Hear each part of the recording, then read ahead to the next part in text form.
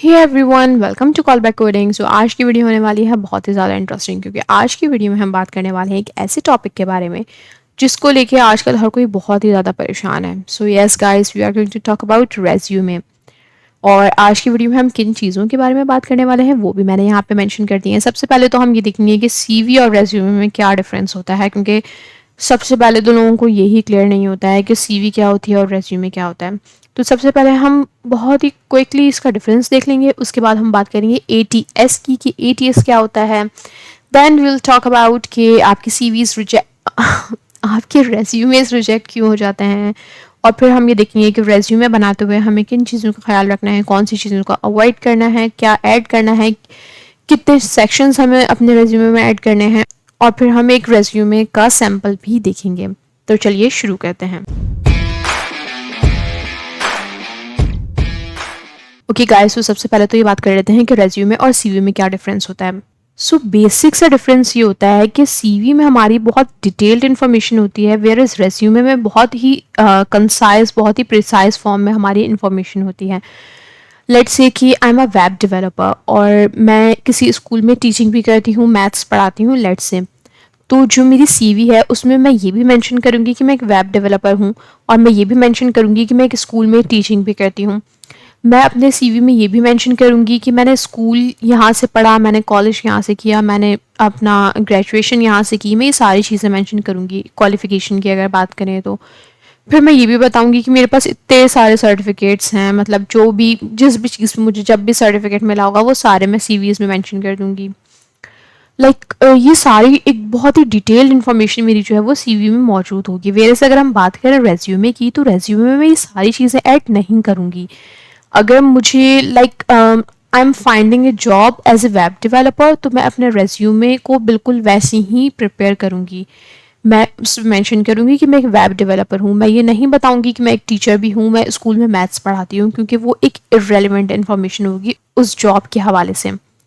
उसके बाद मैं ये सारी चीज़ें मेंशन नहीं करूँगी कि मैंने स्कूल कहाँ से पढ़ा, मैंने कॉलेज कहाँ से पढ़ा, ये सारी चीज़ें मैं मेंशन नहीं करूँगी। मैं अपनी करंट क्वालिफ़िकेशन या करंट एजुकेशन के बारे में बताऊँगी। सर्टिफिकेशंस में मैं ये सारे फालतू के सर्टिफिकेट्स ऐड नहीं करूँगी। इसी तरीके से काफ़ी चीज़ें हम आगे डिस्कस करेंगे। बेसिक से डिफरेंस ये है कि सीवी जो है उसकी कोई फिक्स्ड लेंथ भी नहीं होती है। आप उसमें अपनी सारी की सारी इन्फॉर्मेशन ऐड कर देते हैं, अपनी प्रोफेशनल, अपने एकेडमिक इन्फॉर्मेशन। अब ऐसा भी नहीं है कि आप अपनी पर्सनल लाइफ की चीज़ें लिख रहे हैं सीवी में। और अगर हम बात करें रेज्यूमे की, तो रेज्यूमे जो है वो बहुत ही प्रिसाइज, बहुत ही कंसाइज होता है। हम जो है वो बहुत स्पेसिफिक इन्फॉर्मेशन डालते हैं अपनी जॉब के रिस्पेक्ट से, कि हम जहाँ अप्लाई कर रहे हैं वहाँ पे क्या क्या चीज़ें रिक्वायर्ड हैं, हम अपने रेज्यूमे में सिर्फ वही डालते हैं। इसकी लेंथ जो है वो 1 to 2 पेज होनी चाहिए, इससे ज़्यादा नहीं होनी चाहिए। और मैं तो ये प्रेफर करती हूँ कि यार रेज्यूमे की लेंथ जो है वो सिर्फ 1 पेज ही होनी चाहिए, सिंगल पेज का होना चाहिए रेज्यूमे। द रीज़न इज़ के एक रिसर्च के मुताबिक जो एचआर्स होते हैं वो एक रेज्यूमे पे 6 to 7 सेकंड्स लगाते हैं। तो आप खुद सोच लें कि 6 to 7 सेकंड्स में वो आपके 2 पेजेस कैसे देखेंगे। तो इट इज़ बेटर कि आप एक ही पेज में अपनी सारी इन्फॉर्मेशन ऐड कर दें, और सारी वो इन्फॉर्मेशन जो रिक्वायर्ड है बहुत ही प्रिसाइज करके, बहुत ही कंसाइज करके। अब हम बात करते हैं एटीएस की कि ये एटीएस क्या होता है। Basically ATS is an application tracking system जो एचआरस यूज़ करते हैं, या जो हायरिंग प्रोसेस में यूज़ होता है बाय द कंपनी। अब इसको एक एग्जांपल समझते हैं। लेट्स से कि आई एम एन एचआर और मैं एक कंपनी में काम कर रही हूँ जो कि बहुत बड़ी कंपनी है, और वहाँ पे जब हायरिंग स्टार्ट होती है तो वहाँ पे थाउजेंड्स ऑफ पीपल जो हैं वो जॉब के लिए अप्लाई करते हैं। तो it will be very difficult for me कि मैं जो है वो हायरिंग प्रोसेस करूँ मैनुअली, मैं खुद सारे रेज्यूमेस देखूँ, मैं शॉर्ट लिस्ट करूँ, और ये सब कुछ मेरे लिए बहुत हैक्टिक, बहुत मुश्किल हो जाएगा। तो ऐसी सिचुएशंस में, ऐसी जगहों पे जो है वो कंपनी यूज़ करती है एप्लीकेशन ट्रैकिंग सिस्टम। उसमें बेसिकली होता क्या है कि ये एक सॉफ्टवेयर होता है। अच्छा, ऐसा नहीं है कि एटीएस सारे सेम होते हैं, ये सेम नहीं होते हैं। ये डिपेंड करता है कि कंपनी क्या चीज़ें उसमें ऐड कर रही है। हर कंपनी का अपना एक एटीएस होता है, या वो अपने हिसाब से इसको यू कैन से कि कस्टमाइज कर देते हैं। लेट्स से कि मैं एक डेवलपर हायर करना चाहती हूँ, एक वेब डेवलपर मुझे चाहिए, और मुझे 3 years का एक्सपीरियंस चाहिए उसका। तो मैं क्या करूँगी, मैं अपने ATS में ये चीज़ें ऐड कर दूँगी कि एक वेब डेवलपर होना चाहिए, उसको इन टेक्नोलॉजीज़ पे काम आना चाहिए, उसके पास इतने ईयर्स का एक्सपीरियंस होना चाहिए, उसमें कुछ सॉफ्ट स्किल्स भी होनी चाहिए। ये सारी चीज़ें मैं अपने ATS को बता दूँगी। अब जो थाउजेंड्स ऑफ पीपल जब उस जॉब के लिए अप्लाई करेंगे, तो मेरा जो ATS है वो उन सारे रेज्यूमेस को जो है वो देखेगा और उसमें से शॉर्टलिस्ट करके 20 to 30 या चलो 50 रेज्यूमेस मुझे दे देगा। और अब मेरा काम होगा उन 50 में से जो मुझे ज़्यादा बेटर लगते हैं मैं उनको कॉल करके इंटरव्यू के लिए बुला लूँगी। तो इस तरीके से मेरा काम आसान हो जाएगा। सो इसलिए कंपनीज यूज़ कर रही होती हैं ATS, और यही सबसे बड़ा रीज़न है आपके रेज्यूमे शॉर्टलिस्ट ना होने का, क्योंकि ATS जो है वो उसका एक तरीका है रेज्यूमेस को रीड करने का, और आप लोग जो है वो उस तरीके को फॉलो नहीं कर रहे होते हैं अपने रेज्यूमे को बनाने में, जिसकी वजह से आपका रेज्यूमे शॉर्टलिस्ट नहीं हो पाता है। अगर मैं अपनी बात भी करूं तो मैंने भी ये प्रॉब्लम बहुत ज़्यादा फेस की है कि when I was finding job, तो मुझे ऐसा लगता था बहुत सारी जॉब्स में कि यार I M best fit for that job, लेकिन होता ये था कि मुझे वहाँ से कॉल ही नहीं आती थी, कोई रिस्पॉन्स ही नहीं मिलता था आगे से। मतलब इंटरव्यू और ये सारी चीज़ें तो बहुत बाद में आती हैं, मेरा रेज्यूमे ही शॉर्टलिस्ट नहीं होता था। तो फिर मैंने नोटिस करना शुरू किया कि प्रॉब्लम कहाँ पे है, और फिर मैंने 2-3 चीज़ें फाइंड आउट की, जिसमें से एक ये था कि मेरा रेज्यूमे जो है वो उस हिसाब से नहीं बना हुआ था जैसा उसको होना चाहिए था। सो मैं अपने एक्सपीरियंस के हिसाब से भी और इस हिसाब से भी आपको ये गाइड करूंगी कि ATS के लिए कैसा रेज्यूमे होना चाहिए। तो अब हम बात करते हैं उन टिप्स के बारे में जो आज मैं आपको देने वाली हूँ रिलेटेड टू रेज्यूमे। सबसे पहले तो वी हैव हॉरिजॉन्टल लेआउट। तो यार जब आप अपने रेज्यूमे बनाएं तो आप एक हॉरिजॉन्टल लेआउट को फॉलो करें। अब इसका क्या मतलब है, एज यू कैन सी यहाँ पे मैंने 2 रेज्यूमेज जो हैं वो अटैच किए हैं। यू कैन सी कि यहाँ पे एक प्रॉपर हॉरिजॉन्टल लेआउट फॉलो हुआ है, वेयर एज अगर मैं यहाँ पे देखूँ तो ये वर्टिकली 2 पार्ट्स में डिवाइड है। तो ये वाला काम आपने बिल्कुल भी नहीं करना है, आपने एक बिल्कुल प्रॉपर फ्लो लेके चलना है, एक हॉरिजॉन्टल लेआउट को फॉलो करना है। It is very important. The reason is कि ATS जो है वो कुछ इस तरीके से जो है वो इस फ्लो में आपका जो है वो रीड कर रहा होता है। अब अगर मैं यहाँ पे इसको रीड करवाऊंगी तो ये कुछ इस तरीके से रीड करेगा, ये कॉन्टैक्ट के बाद ये रीड नहीं करेगा, ये जाएगा कॉन्टैक्ट के आगे समरी, समरी के बाद फिर ये नंबर, नंबर के आगे जो समरी है वो, फिर ये ईमेल, फिर ये, तो ये कुछ अजीब सा सीन हो जाएगा। वेयरएज अगर आपने ये लेआउट फॉलो किया हुआ होगा तो ये आपका प्रॉपर जो है वो इस तरीके से रीड कर रहा होगा और ATS इसको अच्छे से रीड कर पाएगा। आप ये भी कर सकते हैं कि आप गूगल पे जाके ऑनलाइन ATS कोई भी पिक कर सकते हैं और आप अपना इस तरीके का जो रेज्यूमे है वो वहाँ पे ऐड करके देखें आपको क्या परसेंटेज शो कर रहा है, और फिर आप अपना ऐसा रेज्यूमे ऐड करें और फिर वहाँ पे जाके चेक करें तो आप खुद देखेंगे कि वो परसेंटेज इंक्रीज हो रही होगी। अच्छा, एक बात और मैं आप लोगों को बता दूं कि जो ऑनलाइन ATS हैं वो आपको इतनी अच्छी परसेंटेज फिर भी शो नहीं करेंगे। द रीज़न इज़ कि वो ये कहते हैं कि एक पॉइंट के बाद वो आपसे कहते हैं कि यार आप जो है वो इसको बाय कर लो, उसके बाद हम आपको जो है वो बाकी चीज़ों के बारे में गाइड करेंगे। ऑब्वियसली वो उनका वे है बिजनेस करने का, लेकिन जो है वो आपने इस चीज़ से परेशान नहीं होना है। अगर आप अपना अभी का रेज्यूमे ऐड कर रहे हो और आप ये सारी टिप्स फॉलो करने के बाद का रेज्यूमे वहाँ पे ऐड कर रहे हो और आपको परसेंटेज इंक्रीज होते हुए नजर आ रही है, तो इसका मतलब कि you are going in right direction. आपको जो है वो ज़रूरत नहीं है कोई भी सॉफ्टवेयर और सारी चीज़ें बाय करने की, बस आपने टिप्स फॉलो करनी है and you are good to go.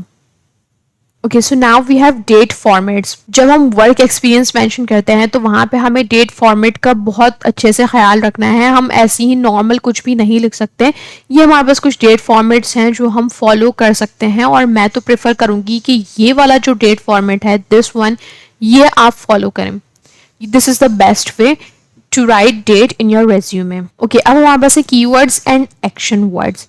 Keywords basically क्या होते हैं, जब हम किसी जॉब के लिए अप्लाई कर रहे होते हैं तो उसकी जो जॉब डिस्क्रिप्शन होती है उसमें ऐसे वर्ड्स कुछ होते हैं यूज हुए हुए जो अगर हम अपने रेज्यूमे में ऐड कर दें एज कीवर्ड्स तो वो हमारे रेज्यूमे को शॉर्टलिस्ट करवा देते हैं। ATS जो है वो उन कीवर्ड्स को मैच कर रहा होता है। लेट्स से कि अगर मेरे पास कुछ स्किल्स की बात कर लें, जो स्किल्स मेरे पास मेरी जॉब डिस्क्रिप्शन में मेंशन्ड हैं, अगर वही स्किल्स मैं अपने रेज्यूमे में मेंशन कर दूंगी तो वो उसको क्विकली मैच करेगा और मेरी रेज्यूमे जो है वो शॉर्टलिस्ट हो जाएगी। तो हमें जो है वो रेज्यूमे को हर जॉब डिस्क्रिप्शन के रिस्पेक्ट से थोड़ा बहुत चेंज करना होता है। ऐसा नहीं होता कि यार आपने एक रेज्यूमे बना लिया और अब आप हर जॉब के लिए उसी को ही चला रहे हो। तो आपको थोड़ी बहुत चेंजेस जो है वो करनी होती हैं जॉब डिस्क्रिप्शन के हवाले से। Then we have action words. अब हमारे पास कुछ एक्शन वर्ड्स होते हैं जो हमें यूज करने होते हैं जब आप अपने रेज्यूमे में अपना वर्क एक्सपीरियंस ऐड कर रहे होते हैं। ये वाली चीज मैं और अच्छे से समझाऊंगी जब हम एक सैंपल देखेंगे रेज्यूमे का। Then we have bullets, facts and figures. Basically हमें अपने रेज्यूमे बुलेट्स पॉइंट्स जो हैं वो लाजमी ऐड करने होते हैं, चाहे वो हम स्किल्स के लिए ऐड कर दें बुलेट्स, चाहे वो हम अपने वर्क एक्सपीरियंस में ऐड कर दें। अच्छा, वर्क एक्सपीरियंस में हमें एक चीज़ का ख्याल रखना है, जब हम एक कंपनी के बारे में बात करें तो वहाँ पे 3 to 4 बुलेट पॉइंट्स होने चाहिए, इससे ज़्यादा नहीं होने चाहिए। और दूसरी बात ये कि हमें जो बुलेट पॉइंट्स हैं वो बिल्कुल सिंपल से, जो सर्कल टाइप होते हैं वो बिल्कुल सिंपल वाले यूज़ करने हैं। कोई हमें उसकी जगह आइकन्स और कुछ ऐसे फैंसी डिज़ाइंस यूज़ नहीं करने हैं। Then we have facts and figures. Basically जब हमने वर्क एक्सपीरियंस ऐड करेंगे तो वहाँ पे हमें कुछ नंबर्स को यूज़ करना है कि अगर मैंने एक कंपनी में एक ये सिस्टम बनाया तो उससे 100+ यूज़र्स को जो है वो फ़ायदा पहुंचा या कुछ ऐसा, या फिर मुझे ये बताना है कि इससे 20% जो है वो परफॉर्मेंस बेटर हुई। मतलब मुझे ये शो करना है कि मैंने इस कंपनी के लिए जो भी काम किया है, मैंने जो भी अपना एक प्रोजेक्ट बनाया उसमें उससे कैसे फ़ायदा हुआ, कितने परसेंट फ़ायदा हुआ, मुझे फिगर्स की फॉर्म में बात करनी है। तो ये चीज़ करना बहुत ज़रूरी है। Then we have punctuation and spelling mistakes. मुझे जो है वो पंक्चुएशंस का ख्याल रखना है, मुझे कैपिटल लेटर, स्मॉल लेटर, इन चीज़ों पे ध्यान देना है कि कहाँ पे मुझे कैपिटल लेटर यूज़ करना है, कहाँ पे स्मॉल लेटर्स यूज़ करने हैं। ये छोटी छोटी मिस्टेक्स तो बिल्कुल भी नहीं होनी चाहिए। Then we have spelling mistakes, जो कि बिल्कुल भी नहीं होनी चाहिए। हमें प्रॉपर अपने रेज्यूमे को चेक करना है बनाने के बाद कि कहीं पे भी स्पेलिंग मिस्टेक ना हो। Then we have font family and font size. हमें बिल्कुल डिसेंट सी फॉन्ट फैमिली यूज़ करनी है, चाहे वो हम एरियल यूज़ कर लें या कैलिब्री। इसके अलावा आई डोंट थिंक सो कि किसी और फॉन्ट पे मूव करना चाहिए। और फॉन्ट साइज भी बहुत ही डिसेंट सा रखें, बहुत बड़ा भी फॉन्ट ना हो और बहुत छोटा भी ना हो। आई थिंक 12 to 15 के बीच में ही होना चाहिए। उसके बाद हमें एक प्रॉपर फ्लो जो है वो लेके चलना है अपने रेज्यूमे में, प्रॉपर सेक्शंस का फ्लो लेके चलना है। ऐसा नहीं कि कोई भी चीज़ कहीं पे भी डाल दी, और ये हम सेक्शंस वाले पोर्शन में अभी डिस्कस भी कर लेंगे। Then we have PDF and naming convention. हमें अपनी रेज्यूमे को जो है वो पीडीएफ फॉर्मेट में सेव करना है, और हमें नेमिंग कन्वेंशन भी कुछ ऐसा रखना है जिसमें हमारा नेम भी शो हो रहा हो, उसमें हमारा टाइटल भी शो हो रहा हो, और उसमें जो है वो रेज्यूमे का वर्ड भी शो हो रहा हो। तो कुछ इस तरीके का जो है वो नेमिंग कन्वेंशन होना चाहिए। यहाँ पे नेम आ जाएगा, यहाँ पे टाइटल आ जाएगा, और यहाँ पे रेज्यूमे देन डॉट पीडीएफ। कुछ इस तरीके से जो है वो हमें नेमिंग कन्वेंशन को फॉलो करना है। ओके, तो अब हम बात कर लेते हैं कि वो कौन सी चीज़ें हैं जो हमें अवॉइड करनी है वाइल मेकिंग आवर रेज्यूमे। तो सबसे पहले हमारे पास है इररेलेवेंट पर्सनल इन्फॉर्मेशन। हमें ऐसी इन्फॉर्मेशन ऐड करनी ही नहीं है जिसकी कोई नीड नहीं है। अगर मैं पर्सनल इन्फॉर्मेशन की बात करूँ तो हमें ज़्यादा से ज़्यादा क्या ऐड करना होता है, हम अपना नेम ऐड कर देंगे, अपना टाइटल ऐड कर देंगे। इसके अलावा कॉन्टैक्ट इन्फॉर्मेशन में हमारे पास जो है वो हमारा ईमेल एड्रेस आ गया, गिटहब, लिंक्डइन, पोर्टफोलियो, ये सारी चीज़ें आ गई। अब हमें यहाँ पे अपनी एज मेंशन करने की ज़रूरत नहीं है, हमें अपना जेंडर मेंशन करने की ज़रूरत नहीं है, हमें अपना मैरिटल स्टेटस वगैरह मेंशन करने की ज़रूरत नहीं है। इवन कि हमें अपना एड्रेस भी मेंशन करने की ज़रूरत नहीं है। बहुत से लोग जो है वो एड्रेस भी मेंशन करते हैं, तो I think it's totally not required कि आप जो है वो अपना एड्रेस मेंशन करें। मैं तो ये प्रेफर करती हूँ कि आपको अपना फ़ोन नंबर भी मेंशन करने की ज़रूरत नहीं, क्योंकि आप अपनी अपना जो रेज्यूमे है वो इतनी जगहों पे दे रहे होते हैं, तो फिर आपको बहुत रॉन्ग कॉल्स भी आने लगती हैं एक पॉइंट पे आके। जो चीज़ मैंने फेस की है, तो मैं ये प्रेफर नहीं करती कि मैं फ़ोन नंबर भी ऐड करूँ रेज्यूमे में। बट अगर आपको कोई प्रॉब्लम नहीं है इस चीज़ से तो आप बिल्कुल ऐड कर सकते हो, क्योंकि कंपनीज़ को नीड होती है आपके फ़ोन नंबर की। तो अगर आपको कोई प्रॉब्लम नहीं है तो आप ऐड कर लो, अगर आपको प्रॉब्लम है तो आप ना करो, क्योंकि अगर किसी कंपनी को वाकई नीड होगी तो फिर वो आपसे जो है वो खुद ही उसको कांटेक्ट करके मांग लेगा आपकी ईमेल वगैरह पे। Then we have irrelevant skills. आपको कोई ऐसी स्किल्स ऐड नहीं करनी है जिसका कोई फ़ायदा नहीं है, जो मैच ही नहीं कर रही है उस जॉब डिस्क्रिप्शन से। जैसे कि अभी मैंने मेंशन भी किया था सीवी के केस में कि अगर मैं एक वेब डेवलपर की पोजीशन के लिए अप्लाई कर रही हूँ तो मैं उनको ये नहीं बताऊंगी कि मैं एक टीचर भी हूँ। मैं एक जावास्क्रिप्ट डेवलपर की पोजीशन के लिए अप्लाई कर रही हूँ तो मैं उनको ये नहीं बताऊंगी कि यार मुझे पाइथन भी आती है। फ़ायदा नहीं है ना, कि अगर मुझे जेएस के लिए ही अप्लाई करना है तो मैं उन्हें क्यों बताऊं कि मुझे पाइथन आती है, मुझे सी लैंग्वेज आती है। तो बिल्कुल रेलिवेंट स्किल्स आपने मेंशन करनी है अपने रेज्यूमे में। Okay, now we have pictures, design, colours. ये सारी चीज़ें बिल्कुल भी रेज्यूमे में ऐड करने की ज़रूरत नहीं है guys. Pictures are totally not required. आपको बिल्कुल भी अपने रेज्यूमे में ना पिक्चर्स ऐड करनी है, ना डिफरेंट कलर्स ऐड करने हैं, ना डिफरेंट डिज़ाइंस ऐड करने हैं, ना आपको उसको डिकोर करना है। कुछ भी करने की ज़रूरत नहीं है। रिमेंबर, आपका रेज्यूमे जितना ज़्यादा सिंपल होगा वो उतना ज़्यादा प्रोफेशनल लुक देगा। और ATS के पॉइंट ऑफ व्यू से भी वो ज़्यादा बेटर होगा। Then we have rate charts. आपने देखा होगा रेज्यूमे में बहुत से लोग जो है वो इस तरीके की कुछ चार्ट्स ऐड करते हैं, लाइक वो रेट कर रहे होते हैं अपनी स्किल्स को, as you can see here. तो यार ये तो बिल्कुल भी आई डोंट थिंक सो कि एक अच्छी अप्रोच है। आप खुद ही अपने आप को रेट करें, आप खुद ही बता रहे हैं कि यार ये वाली जो मेरी स्किल है ये इतनी खास नहीं है, आपने पहले ही बता दिया। सो ये एक बिल्कुल भी अच्छी अप्रोच नहीं है। ये वाला काम जो है वो आप इंटरव्यूअर पे छोड़ दें। जब आपका इंटरव्यू होगा तो इंटरव्यूअर खुद ही इस चीज़ को रेट करेगा कि आपको कौन सा काम कितना अच्छा आता है। ये काम आपको खुद करने की ज़रूरत नहीं है बिल्कुल भी।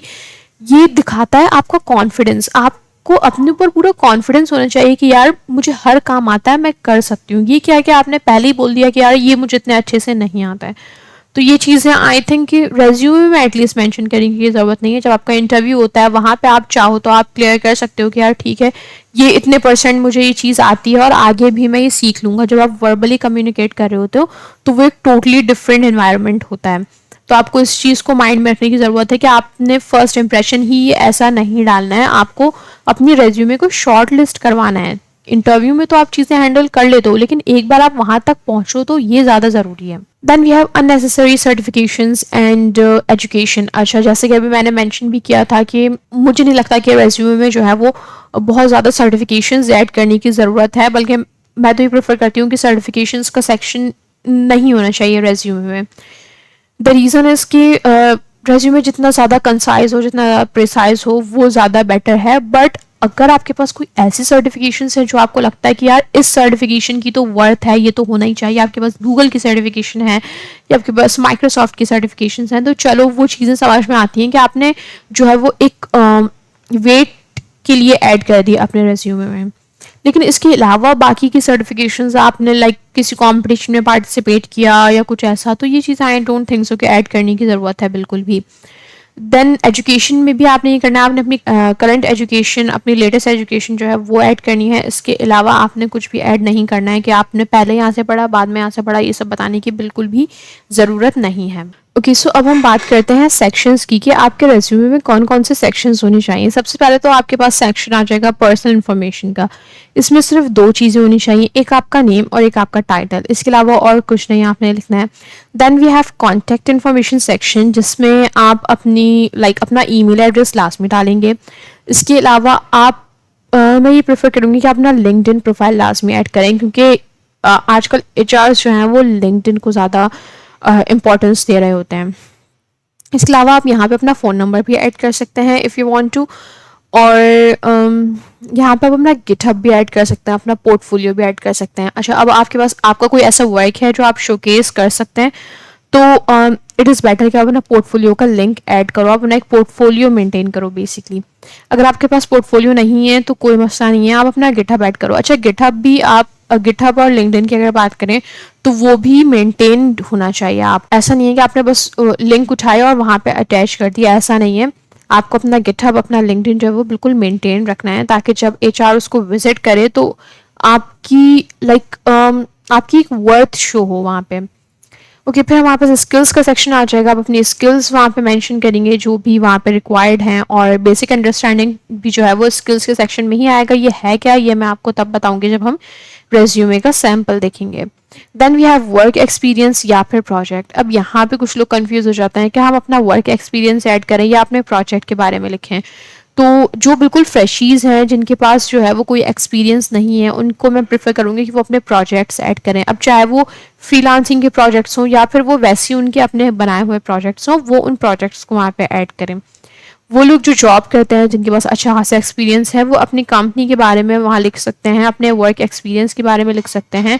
और वो लोग जिनके पास वर्क एक्सपीरियंस भी है और उनके पास प्रोजेक्ट्स भी हैं, तो उनको मैं ये सजेस्ट करूँगी कि अगर आपको लगता है कि आपके प्रोजेक्ट्स की वाकई वर्थ है, वो आपको जो है वो इंटरव्यू तक लेके जा सकते हैं, वो आपको शॉर्टलिस्ट करवा सकते हैं, तो आप बिल्कुल उन प्रोजेक्ट्स को भी ऐड करें और अपना वर्क एक्सपीरियंस भी साथ साथ ऐड करें। आप दोनों चीज़ें भी मेंशन कर सकते हैं। इसके बाद हमारे पास आ जाता है एजुकेशन। एजुकेशन में आपने बस अपनी करंट या अपनी लास्ट एजुकेशन को ऐड करना है। सर्टिफिकेशंस अगेन, जैसा मैंने कहा कि अगर कोई बहुत बड़ी सर्टिफिकेशन है तो आप ऐड करें, वरना आप ना ऐड करें। और सॉफ्ट स्किल्स ऐड करना बहुत ज़रूरी है गाइज। आप देखोगे कि बहुत सारे लोग ये कहते हैं कि यार सॉफ्ट स्किल्स इतनी मैटर नहीं करती हैं रेज्यूमे में, आप ऐड ना करो, बट आई वुड सजेस्ट कि ये लास्ट में ऐड करो, क्योंकि हमें जो है वो अपने मैक्सिमम कीवर्ड्स मैच करने होते हैं। एटीएस हमारे रेज्यूमे को तभी शॉर्टलिस्ट करता है जब हमारे रेज्यूमे की वर्ड्स जो है वो उसके पास जो कीवर्ड्स होते हैं, जो जॉब डिस्क्रिप्शन के कीवर्ड्स होते हैं, उससे मैच हो रहे होते हैं। तो हमने देखा है कि बहुत सारी जॉब डिस्क्रिप्शंस में ऐसा होता है कि कुछ सॉफ्ट स्किल्स भी मेंशन होती हैं, जिसमें लाइक ये कहा गया होता है कि रिक्वायरमेंट्स में मेंशन होता है कि आप एक टीम प्लेयर हो, या आपके पास मैनेजमेंट स्किल्स होनी चाहिए, या फिर आपकी लाइक कम्युनिकेशन अच्छी होनी चाहिए। तो ये सारी चीज़ें जो मेंशन होती हैं, ये आप अपने सॉफ्ट स्किल्स में अगर ऐड कर लेंगे तो इस तरीके से जो है वो मैक्सिमम चांसेस हैं कि आपके रेज्यूमे शॉर्टलिस्ट हो सके। ओके, सो अब हम एक सैम्पल देख लेते हैं रेज्यूमे का। सबसे पहले हमारे पास जो है वो इन्फॉर्मेशन सेक्शन होगा, जिसमें हमारे जो नेम आ जाएगा और जो टाइटल है वो हम लिख देंगे, इसके अलावा कुछ लिखने की नीड नहीं है। Then we have contact section, जिसमें हम अपना ईमेल, गिटहब, लिंक्डइन और पोर्टफोलियो ऐड कर सकते हैं। इसके अलावा हम अपना फ़ोन नंबर भी यहाँ पे चाहें तो ऐड कर सकते हैं। उसके बाद हमारे पास आएगा हमारी स्किल्स का सेक्शन। जो फ्लो इसमें लिखा हुआ है, जो फ्लो मैंने बताया है प्रॉपर, वही फ्लो जो है वो आपने फॉलो करना है। स्किल्स के सेक्शन में हमारी जो भी टेक्निकल स्किल्स हैं वो सारी हम बुलेट्स की फॉर्म में यहाँ पे मेंशन करेंगे। Okay, so now we have understanding section. ये क्या चीज़ है और ये मैंने क्यों ऐड किया? आपने आई डोंट थिंक सो कि कहीं पे भी ये सेक्शन देखा होगा किसी भी रेज्यूमे में। यहाँ पे इसको ऐड करने का मकसद ये है कि हमारा रेज्यूमे जो है वो शॉर्ट लिस्ट हो सके। अब एटीएस जैसे कि मैंने बताया कि वो कीवर्ड्स जो है वो मैच कर रहा होता है कि आपकी जॉब डिस्क्रिप्शन में जो कीवर्ड है और आपके रेज्यूमे से वो उसको मैच कर रहा होता है। अगर आपके रेज्यूमे में वो कीवर्ड्स नहीं मिलेंगे तो आपका रेज्यूमे शॉर्टलिस्ट नहीं होगा। अब बहुत दफ़ा ऐसा होता है कि आप किसी भी जॉब के लिए जो है वो अप्लाई करना चाह रहे होते हो, तो वहाँ पे कुछ चीज़ें ऐसी आ जाती हैं, कुछ चीज़ें ऐसी मेंशन होती हैं जॉब डिस्क्रिप्शन में जो आपको नहीं आती है। लेट्स से कि मैं एक मर्न स्टैक डेवलपर हूँ और मैं एक मर्न स्टैक पोजीशन के लिए ही अप्लाई कर रही हूँ, लेकिन जैसे ही मैंने जॉब डिस्क्रिप्शन पढ़ी तो वहाँ पे मेंशन्ड है कि आपको एंगुलर भी आनी चाहिए। अब मैं एक मर्न स्टैक डेवलपर हूँ तो मुझे रिएक्ट जेएस पे काम आता है, मुझे एंगुलर नहीं आती है। अगर मैं इसको इग्नोर भी कर दूं तो उन्होंने शायद आगे मेंशन किया हो कि आपको एसक्यूएल के बारे में भी पता होना चाहिए। अब क्योंकि मैं मर्न स्टैक हूँ तो मुझे मोंगोडीबी पे काम आता होगा, लेकिन अब उन्होंने मेंशन कर दिया कि एसक्यूएल पे भी आना चाहिए, तो ये चीज़ें देख के मैं उस जॉब को इग्नोर कर दूंगी कि यार ये काम तो मुझे आते ही नहीं है, तो छोड़ दो, उसको इग्नोर कर दो, किसी और जॉब के लिए अप्लाई कर देंगे। तो ये काम आपने बिल्कुल भी नहीं करना है। द रीज़न इज़ कि बहुत दफ़ा ऐसा होता है कि आप जब किसी जॉब के लिए अप्लाई करते हैं उसकी जॉब डिस्क्रिप्शन पढ़ के, तो जो जॉब डिस्क्रिप्शन में चीज़ें मेंशन होती हैं उससे रिलेटेड आपसे क्वेश्चन किया ही नहीं जाता है, आपसे स्पेसिफिकली एक एक टूल के बारे में नहीं पूछा जाता है। बहुत दफ़ा ऐसा होता है कि आप अगर अपना लर्निंग एटीट्यूड भी शो कर देते हैं इंटरव्यूअर को, तो वो आपको सिलेक्ट कर लेता है कि अगर इसको इन चीज़ों पे काम नहीं भी आता है तो ये आगे जाके ये चीज़ें सीख जाएगा। लेकिन जो सबसे जो बड़ी चीज़ है, जो टारगेट है हमारा, वो ये है कि हम इंटरव्यू तक पहुँच जाएँ। अब वहाँ पहुँचने के लिए ज़रूरी है कि हमारा रेज्यूमे शॉर्टलिस्ट हो जाए। इसलिए आपको कभी भी इस तरीके से जॉब्स को इग्नोर नहीं करना चाहिए कि एक दो चीज़ें देखी और जॉब को हमने इग्नोर कर दिया, क्योंकि जॉब फाइंड करना फिर और ज़्यादा मुश्किल हो जाता है। आपने क्या करना है कि आपने देखा कि यार एंगुलर के बारे में बहुत ज़्यादा बात हो रही है, लाइक मैं कहीं पे भी जॉब के लिए अप्लाई करना चाहती हूँ, मैं देखती हूँ एंगुलर के बारे में बात हो रही है, तो मैंने क्या किया, मैंने यहाँ पे सेक्शन बनाया और मैंने यहाँ पे एंगुलर डाल दिया। मैंने एंगुलर के बारे में थोड़ा सा पढ़ लिया। लेट्स कि मैंने चैट जीपीटी से कहा कि यार मुझे थोड़ा सा जो है वो बेसिक सा ओवरव्यू दे दो, एंगुलर क्या है, क्यों यूज़ होती है, कहाँ यूज़ होती है। चैट जीपीटी ने मुझे बता दिया, मैंने पढ़ लिया, दैट्स इनफ। अब जब मैं इंटरव्यू दूंगी तो अगर मुझसे पूछा जाएगा तो मैं बता दूंगी कि मुझे बेसिक सी अंडरस्टैंडिंग है एंगुलर के बारे में, मुझे इतनी ज़्यादा नहीं आती है, और जो भी अंडरस्टैंडिंग मेरी होगी वो मैं वहाँ पे एक्सप्लेन कर दूंगी। और मैं ये भी शो कर दूंगी कि यार I am willing to learn, मैं इसको लर्न कर सकती हूँ, मुझे कोई मसला नहीं है, आई एम पैशनेट। तो उस तरीके से जो है मैं इंटरव्यूअर को कन्विंस कर सकती हूँ। लेकिन हमें क्या करना है, हमें अपने रेज्यूमे को शॉर्टलिस्ट करवाना है और इसके लिए हमें मैक्सिमम कीवर्ड्स को मैच करवाना है। तो इसके लिए हम यहाँ पे कुछ इस तरीके से जो है वो टूल्स, कुछ स्किल्स यहाँ पे ऐड कर सकते हैं जो आपकी जॉब डिस्क्रिप्शन में है। Now we have work experience section. इसमें हमें क्या करना है, सबसे पहले तो यहाँ पे कंपनी का नेम लिखना है, उसके बाद आपने अपनी पोजीशन लिखनी है, जो पोजीशन आपकी वहाँ पे थी। देन आपको मेंशन करना है कि आप कितने ड्यूरेशन के लिए वहाँ पे काम कर रहे थे या आप अभी भी वहाँ पे काम कर रहे हो। उसके बाद आपने अपना वर्क एक्सपीरियंस लिखना है, 3 to 4 बुलेट पॉइंट्स, इससे ज़्यादा नहीं होने चाहिए। अच्छा, इसके अलावा एक चीज़ आपने यहाँ पे नोटिस की होगी कि यहाँ पे जो है ये पुरानी डिस्क्रिप्शन एक्सपीरियंस ऐड हुआ हुआ है और यहाँ पे जो है वो प्रेजेंट वाला नीचे हुआ हुआ है।